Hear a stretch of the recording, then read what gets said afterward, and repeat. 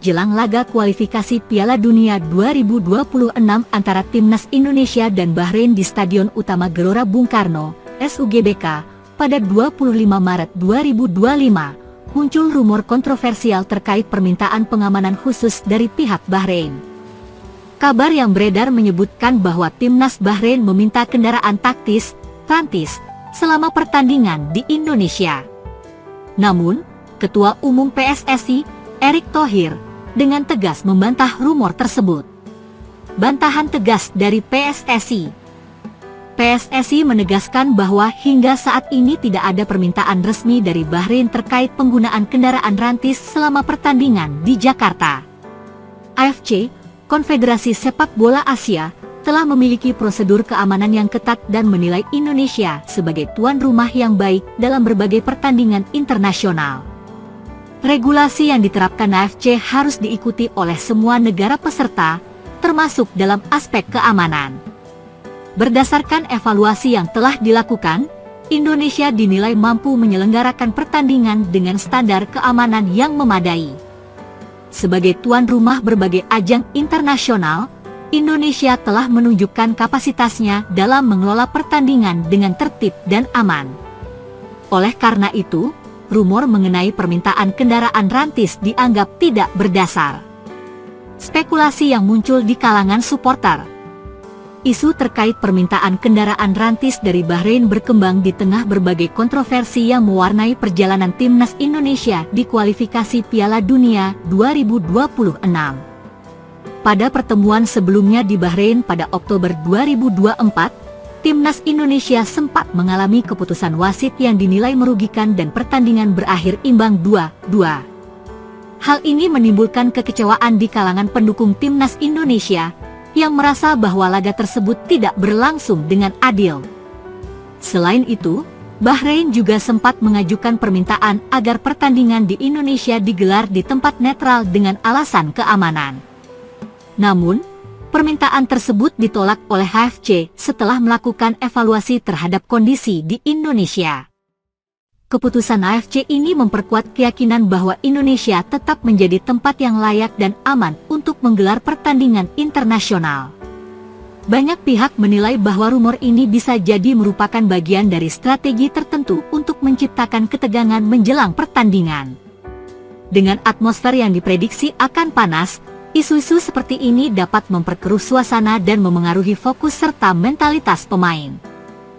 Persiapan Timnas Indonesia dan keamanan stadion. Di tengah berbagai spekulasi, Timnas Indonesia terus mempersiapkan diri menghadapi Bahrain dan Tiongkok 5 Juni 2025. PSSI memastikan bahwa panitia penyelenggara telah menyiapkan sistem pertandingan yang lebih profesional, termasuk dalam aspek keamanan dan tata kelola tiket. Manajemen tiket juga telah diperbaiki untuk meningkatkan kenyamanan penonton. Jika sebelumnya tingkat kebocoran tiket mencapai 17%, kini hanya tersisa 5%. Langkah ini diambil untuk memastikan bahwa hanya pemegang tiket resmi yang dapat memasuki stadion, sehingga potensi gangguan keamanan dapat diminimalisir. PSSI juga telah berkoordinasi dengan pihak kepolisian dan instansi terkait untuk memastikan kelancaran jalannya pertandingan.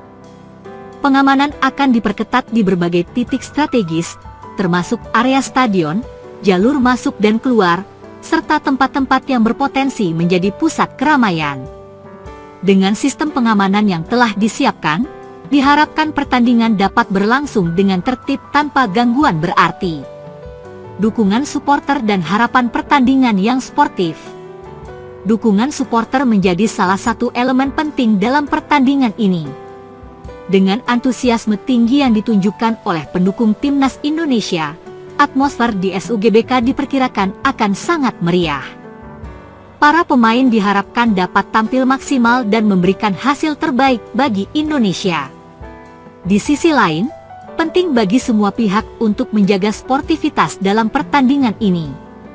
Rivalitas antara kedua tim seharusnya tidak berujung pada ketegangan yang dapat merugikan kedua belah pihak.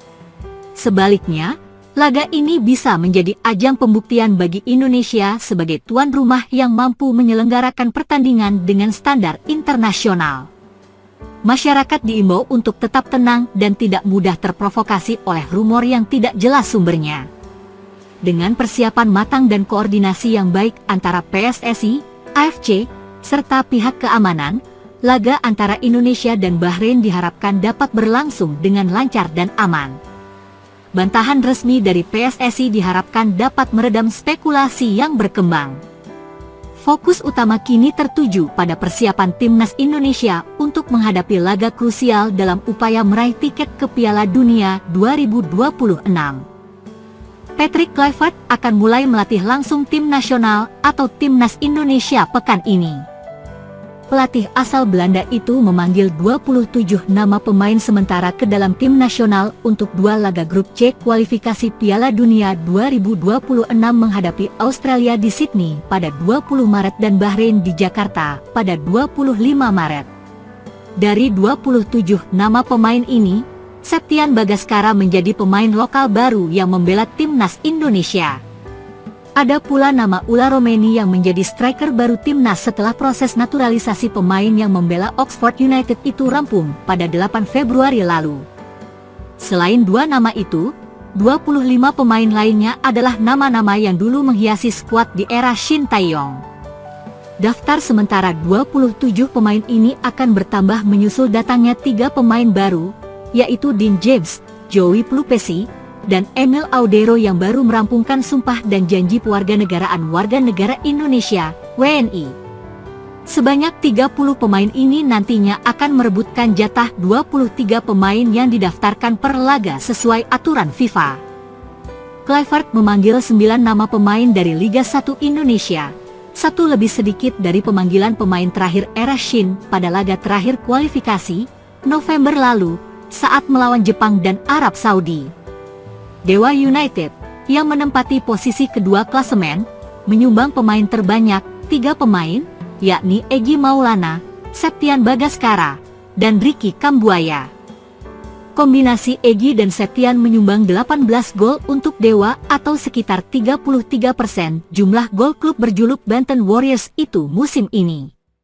Untuk Kambuaya, mantan pemain Persib itu menjadi pemain vital yang menyeimbangkan lini tengah Dewa di bawah asuhan John Alderweireld. Kambuaya mencetak 2 gol dan 5 assist musim ini dari 20 pertandingan atau 6 kali absen. 3 klub di 4 besar klasemen sementara Liga 1, Dewa, Persebaya Surabaya, dan Persija Jakarta menyumbang pemain untuk timnas. Hanya Persib, tim pemuncak klasemen, yang tak dilirik Kluivert pada pemanggilan pemain pertamanya ini dari klub di 4 besar. Rizky Ridho dan Muhammad Ferrari menjadi perwakilan dari Persija. 2 kiper dari Liga 1 diisi oleh Hernando Ari dari Persebaya dan Nadeo Argawinata dari Borneo. 2 pemain tersisa adalah pemain yang sedang berjuang mengangkat timnya dari posisi bawah. Kedua pemain itu adalah Ramadan Sananta dari Persis Solo dan Hoki Caraka dari PSS Sleman. Para pemain Liga 1 akan berkumpul pada pekan ini setelah mereka merampungkan laga bersama klubnya masing-masing sebelum jeda internasional dan libur lebaran. Liga 1 akan memasuki libur panjang pada Minggu, 16 Maret, setelah laga terakhir antara PSIS Semarang melawan Madura United. Pemain-pemain Liga 1 yang mendapatkan panggilan dari Kluivert akan menyelesaikan laga sebelum libur panjang pada Rabu, 12 Maret. 9 pemain ini nantinya akan bertemu dengan pelatih timnas Patrick Kluivert yang sudah tiba di Indonesia pada Minggu pukul 18.10 WIB bersama penasihat teknik Jordi Cruyff. 2 asisten Kluivert, Alex Pastor dan Denny Lanzaat, dijadwalkan akan bertolak ke Indonesia pada Rabu, 12 Maret. Datangnya Septian Bagaskara ke skuad timnas Indonesia membuat posisi striker di tim Garuda menumpuk. Untuk mendapatkan tempat di 23 daftar pemain final, Septian harus bersaing dengan 5 striker lainnya. Selain pemain baru Ula Romeni, di timnas saat ini ada Ramadan Sananta, Hoki Caraka, Rafael Struijk, dan Ragnar Oratmangun yang sudah langganan bersama Merah Putih. Septian adalah nama baru yang dipanggil Kluivert dari belusukannya memantau sejumlah laga di Liga 1 Indonesia dari Januari sampai awal Februari. Ia melihat langsung kemampuan Septian pada laga melawan Persija di Stadion Pakansari Bogor saat pemain 27 tahun itu masuk sebagai pemain pengganti. Kendati menjadi nama baru di Timnas Indonesia, Septian datang dengan kualitas nyata dalam urusan mencetak gol. Musim ini, pemain kelahiran Kediri tersebut memasuki musim tersuburnya di Liga 1 karena sudah mencetak 7 gol untuk Dewa United. Ia menjadi pemain lokal kesuburan kedua di Liga 1 setelah Egy dengan 11 gol. Lebih istimewanya lagi, catatan gol Septian diraih di saat dia bukan menjadi pilihan utama Jan Olde di posisi juru gedor. Catatan ini sudah jauh melebihi produktivitas langganan striker tim Garuda, seperti Sananta, 4 gol, Hoki, 3 gol, Struik, 1 gol, dan Orat Mangwen, 1 gol, di klubnya masing-masing. Ula yang juga menjadi nama baru, pada musim ini baru mengemas 3 gol, 2 bersama FC Utrecht, dan 1 bersama klubnya saat ini Oxford United.